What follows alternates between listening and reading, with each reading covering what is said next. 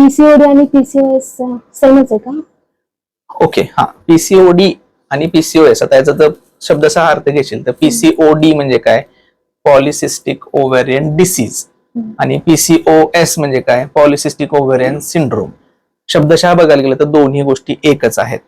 आता ह्याला थोडस मी फरक करून सांगतो. काही पीसीओ, पॉलिसिस्टिक ओव्हरी, आणि पीसीओडी ह्या दोन वेगळ्या गोष्टी आहेत.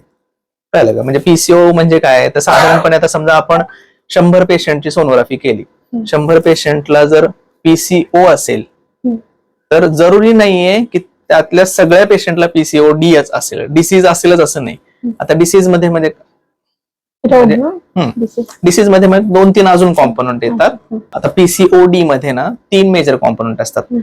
पहिलं असतं इरेग्युलर पिरियड्स किंवा क्लिनिकल पार्ट असतो. Irregular periods, excessive hair fall, pimples, oily face, black neck, किंवा मग excessive hair growth on unwanted body parts, upper lip, chin, असं हेअर ग्रोथ असते.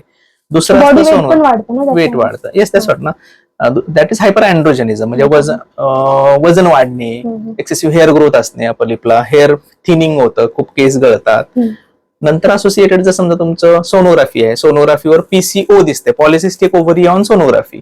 आणि तिसरं असतं ब्लड टेस्ट. ब्लड टेस्ट मध्ये काही हार्मोन्स FSH आणि LH, जे आपले स्त्रीबीज वाढवणारे जे हार्मोन्स असतात त्यांच्या रेशो मध्ये चेंज होणं, किंवा इन्सुलिन बॉडी मधले वाढणं, हे सगळे प्रकार ज्याच्यामध्ये होतात. त्या 3 मधले कुठलेही 2 पॉझिटिव्ह आले की मग त्याला आपण पीसीओडी किंवा पीसीओएस असं म्हणतो.